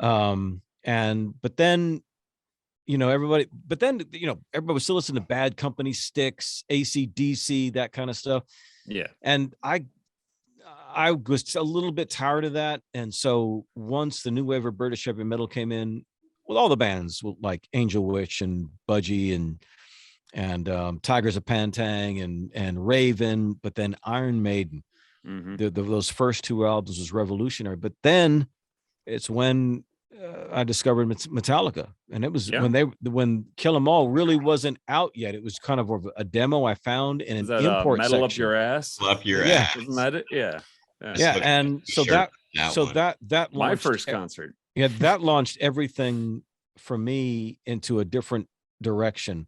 So those things I'll always point to when somebody says, well, what are the most motivating songs? I said two: Whiplash and You Got Another Thing Coming by Judas Priest. Yeah. You know what I mean? I said, both. it's no, I can find, like, I love from Lamb of God to Chimera to Throwdown. I love Hate Breed. I love all that are blatantly motivation. I mean, Hate Breed's lyrics are like a self-improvement book, you know? Yep. I mean, it's literally, that's all that There they're are about. some bands. Yeah. And I don't sit back and listen to Kiss and Old Priest and old Metallica and all that sort of stuff. I'm listening to more contemporary music. Okay. But I tell people, what's motivating me is whatever I'm listening to kind of lately. But when I think of the things if I'm out somewhere, if I'm in a bar, it doesn't have to be a metal bar or anything like that. And all of a sudden, and I'm on like my third beer, and I hear the intro to Whiplash, tables are about to get turned over. Yeah, right. Oh, yeah. You know what I mean? It's about to go down. And to me, and the reason why I picked that song is because let's face it, everybody loves that tune from that album because it's the one that just kind of, it just has that buildup. It's just kind of like, where is this thing going? And then when it hits. But then what he's singing about what they used to sing about in metal songs before metal got too serious for itself. Yeah. They used to sing about metal. Yeah. They sang about being metal. They sang being about at the show, being in the pit, being in the show. Exactly. You know what I mean? Denim and leather and screaming and fist pumping and head banging. And so, and it was talking about, we're out here to take on the world. We're out here to push through. We're out here to drive through. We're a bulldozer. We're going to change history. Yep. Seeing James Hetfield perform that song live with his little V guitar that says "Eat my fuck" on the side of it, right? Back in the mid '90s, up there when Guns N' Roses was supposed to open an Axl. Anyway, oh god, that's early '90s. That's like 93-ish. That's when I first saw him, and seeing him perform Whiplash on stage in front of thousands of people in the raining ass mud in northern Arizona, right? Like, instead of him saying because we're Metallica in that song Whiplash, he said because you're Metallica. Oh my god! And like just like lit you, and you feel all your little hairs going to goosebumps, and you're just like, yeah, and you just want to pick up the first dude in front of you and chuck him to somebody. Throw him. Like, eat a dude with another dude. Another dude. That's right. Yeah, but yeah, I could see how that moves you, man. Well, no, I mean, the most metal energetic video I've ever seen, and I would encourage your audience to go check it out, is just look it on YouTube. It's Creeping Death by Metallica at the Moscow show in 1991. Just watch that. Yeah. And you'll see, I'll tell people, listen, if you want to know what's inside me, you cut my vein and that bleeds out. The energy, they were so ferocious at that time. And that particular song and that particular show, it's absolute heavy metal ferocity, and probably one of the most motivating things. You will literally punch somebody or something. Was after you that see the it. You won't even know what happened, and they won't know what happened. They're just gonna Yeah, wait. right. was that the For Those About to Rock show that Is Pantera that what it was? I don't opened? remember. I And don't remember what the name of the yeah, show because it was was, like but after Russia allowed these yeah, bands to come I mean, in. yeah, it was like on 1.5 million people Oh, it was there. a It's the crowd huge is crowd. insane. Yeah, yeah, because they'd never been Absolutely able to have insane. it, and all of a sudden they got it, and oh yeah, yeah, Pantera opened. Yeah. Not their best in my opinion, but it was very young Pantera. So what are you gonna do? Real quick, wanted to mention, you mentioned Kiss. Not really it's motivational actually. I volunteer at a convention every year called Mad Monster. Now, they do it in God, maybe North Carolina each year, as well as Phoenix. All horror themed, Right. stars and stuff. And I'm not a horror fan, but I love doing this. And my first year, I come in all nervous, and they tell me, okay, you're going to be working the room on the second floor all the way down at the end. And now it's all one big place they do it, but at this point it was a hotel, and so lobbies where the main vendor hall and stuff is. So I go upstairs, go all the way down this hallway around the corner. I'm like, guess this is it. And I go in. They had me with Peter Criss Oh my for gosh. Friday, Saturday, and Sunday.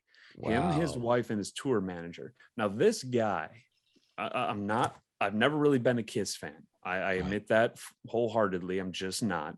Yeah. But this guy, they had a dividing wall between two rooms, and apparently this is his wife's, because she's his promoter and all this stuff. She says, this is how we do it. Their tour manager stands at the end of the wall and sends people around one at a time. Well, that's because he wants to spend as much time with those fans as he can. She said, well, we won't do Comic-Con and stuff like that because it's a machine. They grind you through it. Right. But he spends the time. Well, Wow. he did. He'd be there for 15 minutes talking to one guy, who brought in a stack or a suitcase of things to have him sign. Every guy that came in, at the end of them talking, he would mention breast cancer, because he is a breast cancer survivor. And so he would always tell them, check yourself. Happens to men, not just women. He always pouring out his personal. There was one kid came in, couldn't have been more than 14, comes in the room, starts talking about how Kiss's music saved him from killing himself. And, the kid's crying. Peter starts welling up. The two of us volunteers who are in the room were standing back there just going, oh my God. Wow. And at least 20 minutes, the kid goes, he looks around the room at us and says, do we need like 15, 20 minutes here? And we all just kind of nod. We're like, yeah, that was intense. But again, he cares. Right. So amazing guy. Whether I'm a big fan of their music and their past, I mean, I'm like, no, this guy is a legit, honest to God, good human being. Oh yeah, sure. And so, and at the end of the whole thing, his wife pulls me aside and thanks me for it and says, thank you so much for everything you did here. And it's just, it felt great. And as my first year, I'm like, oh, I love this. That was the only year I got to work directly with one guest. And it was just phenomenal. So I got all mad respect for that guy now. Oh yeah. You'd have to have been there as a kid in the 70s. Exactly. Yeah. For me, because they were so revolutionary for the time. They were the biggest thing in the world, man. And so different than anything else. Well, for my generation, especially for the musicians, Kiss showing up in 1976 on Paul Lynde's Halloween special was the equivalent to the Beatles on the Ed Sullivan show. Yes, right. That was our Beatles. That was more bands, heavy metal bands were created out of that one Halloween special, seeing Kiss. Right. And probably, and just like the Beatles created so many bands, and Elvis created the Beatles, My favorite was Kiss on Scooby-Doo. I love them running around in their outfits with them high giant boots on chasing them in the dog, All right, Doc, before you ask him the question, and you know what question I'm talking about, like, I want to do a 360 here, if that's okay, Doc. Depends on what the 360 is going back to. CJ, in the morning, is there one song that you wake up to that just Like gets your that. day moving and going and just gets you in the groove? Like for me, it's Mark Rubier, Waking and Bacon. I have to hear it on the way out of the parking lot of wherever I'm at in the morning just to keep me motivated, to get me in that awesome little groove. Is there a song like that for you? I don't know that there's a specific song like that, but it would have to be something where it's like a stadium song. You Mhm. know what I mean? It has to be something where, yeah, where just people, that kind of thing. So yeah, there's some Lamb of God tunes that would fit that bill. There's some Hate Breed that would fit that bill, where Yeah, it's just, You yeah, want the to watch a breakdowns are so vicious. It's, right? you yeah. It's know, like the ones that get you really pumped. yeah, it's not going to be something too like just where the lyrics are incomprehensible and Mhm. Right. that kind of stuff. It's not going to be Ingve. Um, One of them you know, awesome heavy songs that you feel and that just makes you go, yeah, I can call the yeah. next day. Oh yeah. Oh yeah. Yep. Yeah. Yeah. Okay. I could do that Talk every about your day. song, brother. My song, ooh, there's so many. There are so many. I mean, usually if I'm I starting know. a day and I want energy, it's usually going to go Dragon Force, just Mhm. because if you want power metal, Yeah. that's about as power metal as it gets. Yeah. It's another band that I've been listening to for years now, and it wasn't until maybe the last 2.5 years where you start listening to the words, you're like, wait a second, this isn't fantasy metal, because I thought it was kind of a fantasy theme, the swords and we're going to conquer Right. our foes. I'm like, no, the foe is our problems. The Mhm. foe is Right. our life. Oh my God. This stuff started to really hit me more. And so, they're one of the ones I listen to. It's not only are they fast paced and energetic, but at the same rate, it's all legit lyrics again. And so it's got to have the lyrics plus the energy. Oh, So two of for the most me, it's, phenomenal guitar players you will oh my ever God, see, Herman and ever. Sam are unreal. Yeah, it's, I it's just sick. yeah, and Sam It's does it just, while drinking the whole damn night. yeah. They've got a beer Even in the stand on videos, each he does mic. it. Well, they Yeah. got a beer Right. stand on each mic. They're all for him. Nobody Yeah. else drinks, just him. So when he's moving around to a different mic stand and stuff, he grabs his beer and he's drinking his beer. But he's just on point. Right. It's those guys, man. I can't even understand it. I mean, Herman had a lit fretboard one of the shows I saw him on. So as his fingers are going, they're lighting up, and it's just this, these lights going around because he's so damn fast. And I'm just like, Yeah. oh my Yeah. God, that guy is so impressive. Yeah. So, but yeah, that's mine. What about you? No, you're usually Ailstorm, aren't you? When you start your day? Me? He's Yeah. the wake and bake.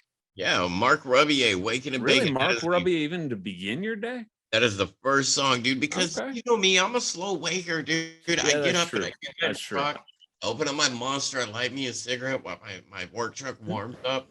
I throw on that Mark Rubier, Waking and Bacon for about 15 minutes. And then I start jumping into like Guar or Yeah. Ailstorm. And Yep. when I'm on the water, though, I Well, have this seriously, on the playlist that water, man. follows on the water. Like You got to do Ailstorm on the the water all Ailstorm day. pirate metal, man. Yeah, well, I All day rock a long. pirate flag on my I machine know. for water, so yeah, it's all about Hailstorm. Right on. Yeah. Let me see here. There was, I think, two more that. Well, we'll go an easy one. Tea or coffee, CJ? Oh, coffee. Oh, okay. It's just one of the things I wrote down. I was like, oh, tea or Well, coffee? No, It was coffee. a great I'm website to look up some coffee too at Oh no. stacksmix.com. yeah, yeah, coffee is right up there with heavy metal to me. Yeah. Yeah, I can't remember a day I haven't drank coffee once I started drinking wow. coffee. Okay. Okay. Yeah, and so I drink it. Yeah, I drink a ton in the morning. I'll drink some in the afternoon. So yeah. Okay. Two other questions from me, and then we'll go to that last one. First one is, oh crap, I forgot already. Oh, if you can remember, I don't know what streaming service or whatever it is used to listen to your music. For me, it was Spotify. Is it what's currently on your Spotify? That says play the one song that was there last time you listened or whatever it is. Um, So yeah, if you can remember, what was the last I track don't you know. listened to? See, I'm on iTunes, so uh, I was playing. It's called CJ's playlist, but it wasn't created by me. It was created by iTunes. Oh, okay. So they Yeah. just go based on my listening Yep. history, and I just Yeah. hit it, and it just, Spotify has the you daily know, mixes. Kind of Yeah. yeah. like So the Amazon I, pick for you. I think, I think the last song that was on earlier today was "King of Rock and Roll" by Dio. I think that was the Very nice. last Very song. nice. Yeah, I don't even know what mine is right now. Actually, that's kind of part of it. Is we're supposed to go both ways here. Mhm. So I'm gonna load Spotify. The other last question I've got. Oh, let's see. It's Camelot. Oh, come on. Which song? Why is it not doing this? But yeah, it's Camelot nonetheless. It's from Shadow Theory. Oh, Vespertine. That's right. Mhm. So just a good song. Yeah. But I wanted to ask you, is there any suggestions or anything that you can give me or anybody else who's looking at doing this sort of thing? How I'm trying to, start to put my things out there.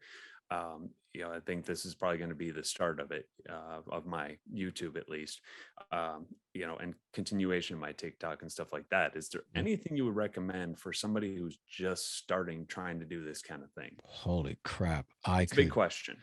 I teach the stuff. Oh, okay. So That's yeah. right. So man. Oops. Well, I think the most important thing to keep in mind is what we said earlier, which is that social media is where information is shared. So what you want to do is to be able to create something that has the greatest share power. Yeah. And so that means having a highly differentiated personal brand. Kind of have to have a hook. Yeah. But I always tell people this when I teach a marketing seminar. I'll tell them, if you don't have a strong idea driving what it is that you do, you're like a champion surfer trying to catch a wave on a freshwater lake. Ooh, I like that. Right. I like that a lot, actually. So yeah. So in other words, if you one of those 360 questions, Doc. Yeah. Yeah. So in other words, if you go anywhere, it's only because you paddle hard. Yeah. Right. So what you want is to stand out. Like, how many motivational life coach type people are there on the internet? God only knows. God, millions and millions. Right. I'm sure. There's one metal motivator. That's right. And so it's branding is whatever it takes to own a piece of mental real estate. Branding is not something seen. Right. It's not a label on a can or a bunch of cereal boxes at the store. Those are manifestations of it. Branding is something that happens in the mind. It's where your business or operation holds a specific position in the mind of the marketplace. So you're trying to get into minds. And so that's where the hook, as you say, or your unique position, is your way of entry. So by being a metal motivator, daily metal motivation daily screams for living aggressively. It's like Tony Robbins meets Metallica.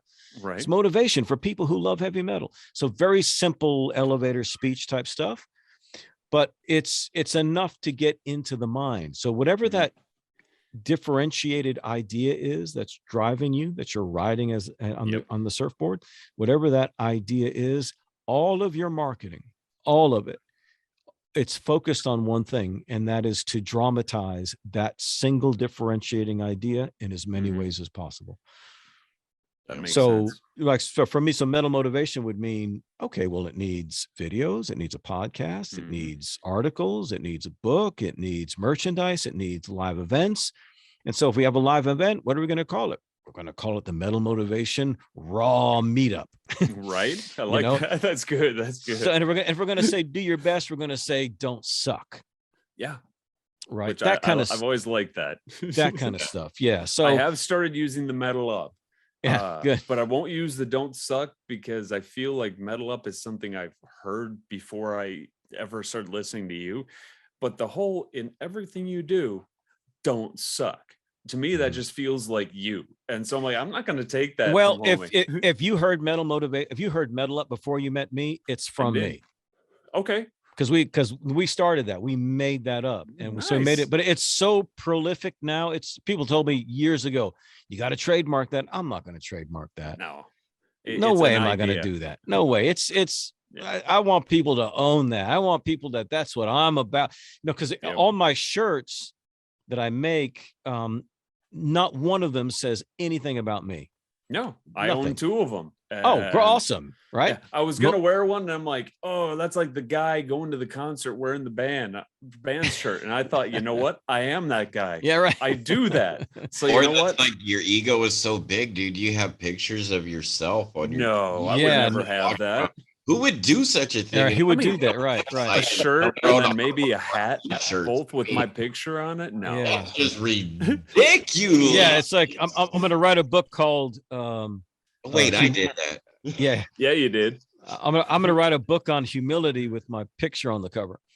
Right. Yeah, it's but all the shirts say like my blood type is metal. Yep. Motivated by metal. Eat, drink, and be metal. So in other words, or it says just metalhead. Yeah. Well, like this one is metal health, survival of the fittest. Oh, I like that. I like that a lot. Nice. Yeah, so Yep. so it says something about the person wearing it. Yeah. You know what I Yep. mean? I want everything to be like metal. It's about you. It's about, in other words, what metal did for me, like I said, is what I'm doing for others, which means you should be a metal motivator too. Yeah. Even though I say I'm the metal motivator, I'm really a metal motivator. Of course. All You know what I'm gonna throw out here on this one, Doc. My thoughts and views on all of that. Do it. two of you guys, you I'm looking at 2 metal motivators right here. Bro, that I is appreciate that, sir. exactly. Heck yeah, I appreciate it. I'm metal AF, yo. That right there is exactly the theme of the Tone Spirit. Just For the so you simple know, fact, dude, the- that the- like we motivate each other through an art aspect and try to correlate Yep. try to fit everything to art as it is, and we help each other out that we meet. And it's the Tone Experience isn't me. The Tone Experience isn't Doc. The Tone Experience is all of us bringing It's my a blanket. experience through the people that we meet Yep. together. Like this right here is the Tone Experience. You are now the Tone Experience. CJ. Right on. Welcome to it, Well, brother. yeah, I mean, I knew he's- I he's felt part of it. Something was I knew I happening. felt something, inside, Tone. right? One of the things that we do for our special guests is I make T-shirts for them. So cool. Yes, he does. like I'm gonna get Doc to get a hold of you on where we can ship you a little swag bag. Oh, right on. Thank T-shirts, you, man. stickers. Because on one of my hobbies is I'm somewhat of a professional photographer. Like I think Oh, I'm at cool. professional level now, Doc. Don't you think, bro? Well, you become professional when you're selling your stuff, and you've Oh, been selling absolutely. now for a little while. Yeah, So yeah, you yeah. are professional. And I that's mean- all there's Right to on. it, And pictures of Method Man, Red Man, right? Damn. Diaz, and Yeah, those oh turned my out great, God, too. dude. Like, and I can see it, I can visualize where it's going. I'm getting pictures of Mark Rubier at that outdoor coliseum in Colorado in October. Red Rocks. It's gonna happen at the Red, Red Rocks. Rocks. Yeah. Thank you. I mean, we were Wow. talking because I was hoping to go see Maiden. Actually, speaking of Maiden, Yeah, we were out trying there to get him in for a media Worcester. pass in Worcester. where he is, his home base is in Worcester, Mass. And when I saw they were You said it touring right. with Within Temptation, I've who's been another to band Worcester, I Mass. absolutely love. Dude, the DCU where they're playing is like a half a mile from my house. Exactly. where I live. And the thing is, So- though, is I'm like, well, ticket prices are kind of nuts right now. Mm. So I'm like, well, I may not be able to. I've missed Maiden, I think, 3 times here in Phoenix now. Yeah. Which sucks. I still haven't seen them, and they're one that I'm like, well, Bruce is still killing it out there. So What did was I the tell rest you of the about band. that ticket too? When you were like, ticket is this much and it's a ways away. What did I tell you? I think I came at you Hunter S. Thompson style, and I'm like, dude, buy the ticket, take the ride. We're gonna go to that show if you come here, and if not, you're gonna go by yourself. But I want to Yeah. photograph them while they're there too. Right, which would just be insane if you're able to sneak your ass in there like you do. Yeah, yeah. I I mean, told him we I'd be his camera bag guy, to hold the bag. He's gonna be, oh no, I'm pressed. It's like, okay, if you want to do that. But Yeah. I mean, I'm going out there another, what was it, about a week now? I'll be coming out Yeah, there by dude, a you. couple of weeks. You're gonna be out here April Fool's Day for my birthday. Yeah. And Like so, we're doing an insane celebration that well, my and girlfriend has set up for us. the So flight I was looking at originally was about $300. And I thought, you know what, that ain't bad. I'll go out there for the birthday, then I'll go out there in October. Plus my birthday is in October. That'll be awesome. Then I actually went to buy the ticket for his birthday and cost me like $420. Wow. And so I'm sitting there going, yeah, that whole thing in October may not happen because with all the gas prices going up now, flights are going to go up. I mean, they Yeah. got to pay for the gas, the fuel for the planes. So I don't know if it's going to work, but I desperately want to go because that would be an amazing show in the first place. I get to take 2 more bands off my list that I haven't seen, add 2 more patches to my battle vest. Mhm. So because I only put bands on there that I've seen. Oh, wow. Cool. You know, I've met other people who are like, oh, look at all these bands. I'm like, oh my God, you've seen all them? Well, no. I'm like, oh, that's still cool, but okay. You know, I've always only got stuff that I've seen. Yeah. Within Temptation and Maiden would just be phenomenal. I don't know Oh. how they're touring together because they're very different sounds, Right. but it'd be cool. So now, yeah, some we'll see. insight, Doc. My assistant, who's on the stream here with us on YouTube, she's in here going back and forth like she usually does. If you read her bottom one, she's contacted the publicist for the venue at the DCU. Oh, really? Maiden, and she's working on getting us Jesus. into that show to photograph it, bro. You know that's That gonna would be be epic unreal. to get that because I'm handing you a camera and you're gonna go buck Yeah. wild too. You're gonna be my That'd be beyond epic, sir. That would be a little of epic proportion. yeah. All right, so let's get to the last one here. This is is this the revolving question? Yes, yeah. Cool. Dope. So we've asked each guest who's been on one recurring question. Then we end each interview with the question. Zombie apocalypse is breaking out, right? And so you know you're going to hunker down, but you got to have something to defend yourself with. If you could have one thing, weapon, whatever it is, what would it be? We've already had our first guest said a hammer, which was phenomenal because yeah, a hammer is great for taking out some zombies, but you can build stuff with it because you're going to need to build stuff, you know, fortifications and, you know, all that kind of stuff. You're going to need that hammer. Mine was a lightweight short sword. And then Tone's was a bag of honey badgers. Yeah, dude, I'm going to the zoo. Zombie apocalypse breaks out. We're grabbing all the honey badgers I can because I'm throwing honey badgers at zombies. And then we had what? And primates. Prime had treadmills. Yep. Make a circle of treadmills for us so that when those come up, they just fall on the treadmills. Okay, got you. And what was the others we had? Oh God, there's been so many. A lightsaber, a rabbit. Oh, that's right, lightsaber. That was the day I wasn't on there. Yeah. Yeah. See, because I would have said a Mach lightsaber. 5.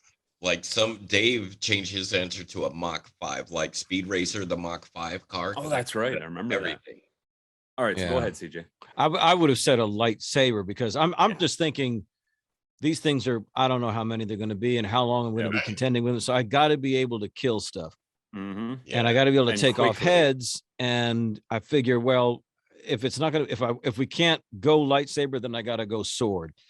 Okay, well, Because I can run out of ammo, but I can't run out of steel, you know? Yeah. there was always more than one Jedi and more than one Sith. Uh-huh. So there could be more than one person wielding a lightsaber. Yeah. What kind of lightsaber would you be wielding? Would it be like a Kylo Ren type lightsaber? Or like I want the Luke Skywalker green one that showed up at the end of Mandalorian, man. Oh my God, the Mandalorian. Okay, that's a whole nother Yeah, right. Like there's your tone tangent right there, man. right? Because I'm about to go on one. Yeah. Mm. Not the time, sir. Not the time.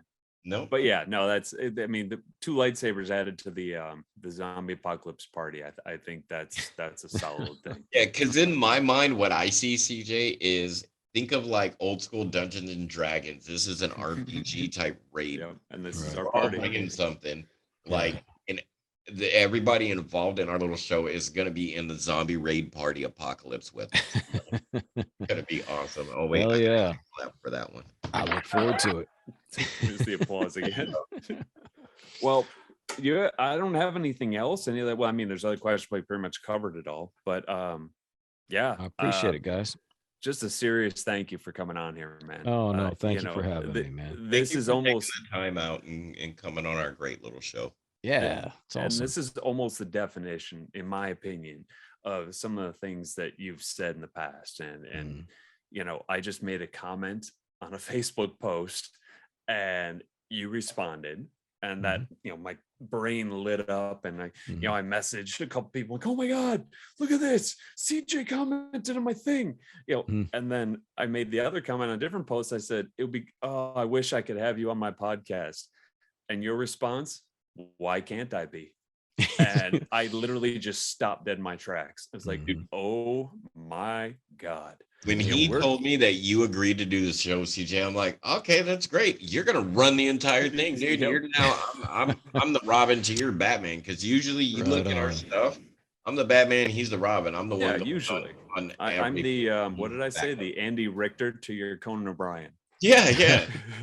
I think my hair is more glorious than Conan's. It is. I mean, that's the thing. We got glorious hair, and so does CJ. So that's what he does. Well, I mean, this was kind of, it's the beginning for me of, because this will go to the Tone Spirit stuff, YouTube, but it's also it's streaming right now on the YouTube. I know. I'm just saying that it's also, once I'm done with it, edit anything I need to edit, add the intro graphic and whatever else.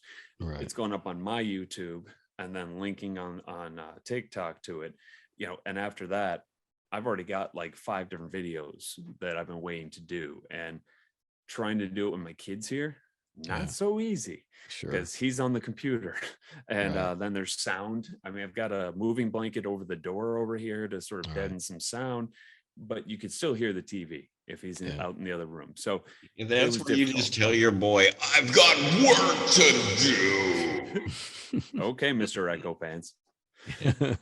But yeah, and and now I've got until Friday, so I've got time, and these ideas, I'm going to put them out, and they're going to be coming along with this, because to some degree, you coming out and telling me, or telling everybody on your posts, whatever, to, if there's something you're passionate about, just do it. Just flip and do it. It's like anything else. Another Bloodywood lyric. I may fall, but I risk it to fly. Yeah. And I'm like, that's, you got to take that risk. And what was my risk? More of just a view about myself, that, oh no, this guy's so much bigger than me, he's not going to care, whatever it is. It's like, yeah, but just put it out there. Ask the person. If they can't, they can't. But worst thing they're going to do is do.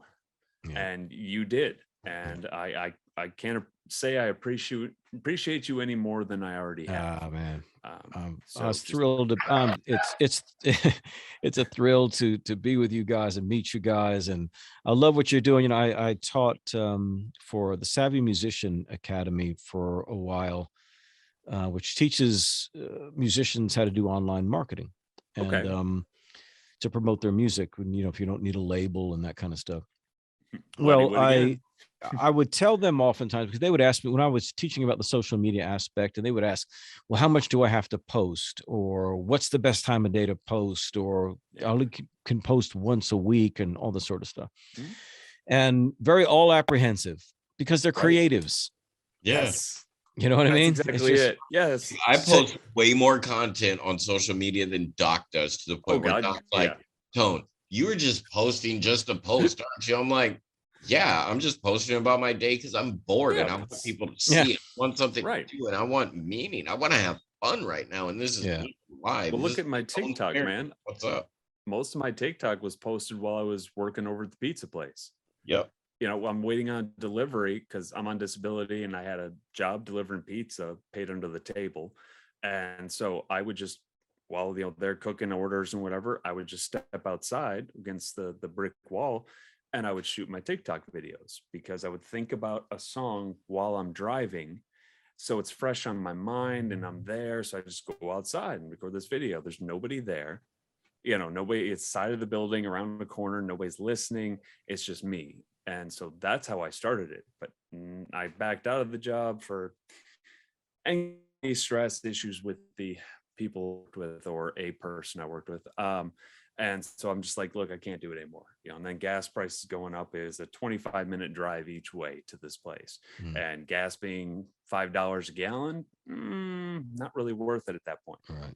So I backed out, but now I'm here at home doing it, and I need to pick it up because I've been waiting on this. I've been trying to sort out the YouTube thing, and finally this connection stuff is working. Zoom has been a lifesaver now.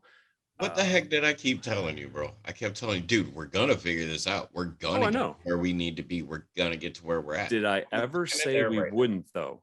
Nope, you never said we would. Exactly, because I knew we would. It just took off a lot faster than I thought it would. Yeah. But you know me, dude. I don't do anything slow. I'm gonna do it. I'm gonna do it. And that's what he is. That's what he does. Yeah, that's what I do, and that's what I do well too.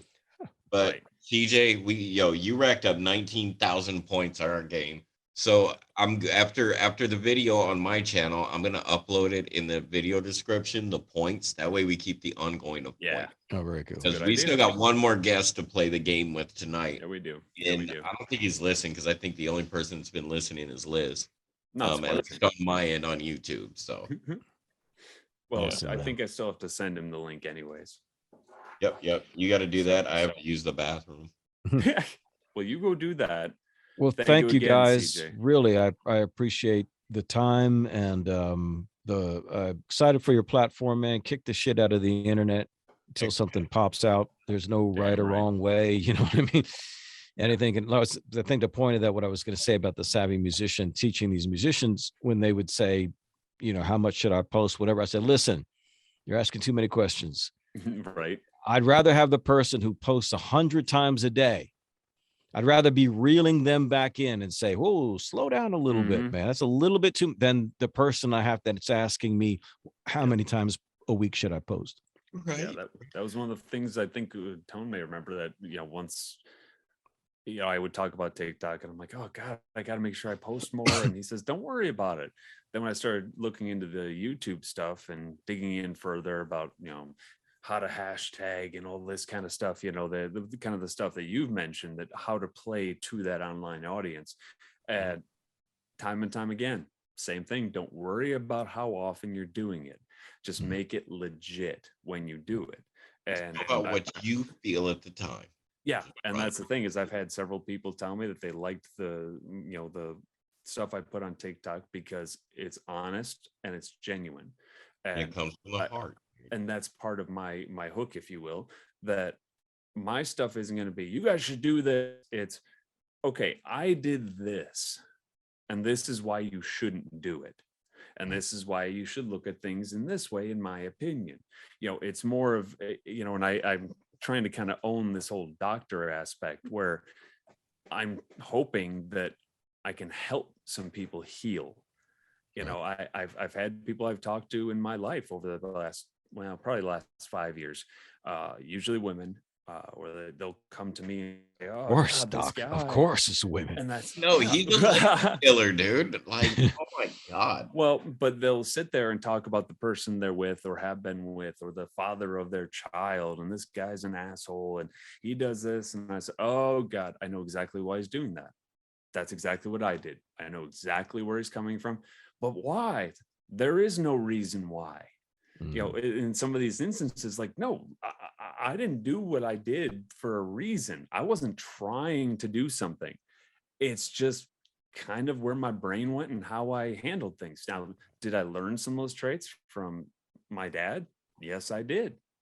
But that doesn't mean we don't have the ability to change those patterns. Sure. And so that's what I try and tell these people. And I say, well, how do I get them to stop? You don't. Yeah. There's nothing you can say that is going to stop those patterns that he has running. There just isn't. They have to realize it themselves. Yep. And I know this because this is what happened to me, where I didn't see how I had been acting for all those years until my ex-wife hightailed it. By all rights, I should have done it years prior, but whatever the reason. But, I know that it took this part of my life that had been there for damn near half my life is all of a sudden gone. And that takes you to a new place Mhm. where your world is gone. And Tone was talking about me loving myself. Those first 2 years after she left, I'd shower, I'd do everything that needs to be done in the morning. I literally never looked at myself in the mirror. My head would always be down, brushing my teeth and stuff. I never looked up. I hated that guy that I saw in the mirror. Hated him in ways that I don't think anybody else could fully understand. But it took time. And when I was able to look up and be like, okay, that guy's not too bad. And then another, 6 months, 9 months to a year later, I'm like, I like that guy. I'm like, that's a decent guy. And when you can finally say that about yourself, then you're able to truly move forward as far as relationships and everything else. You have to know who you are, know that you're worth, and love yourself for it.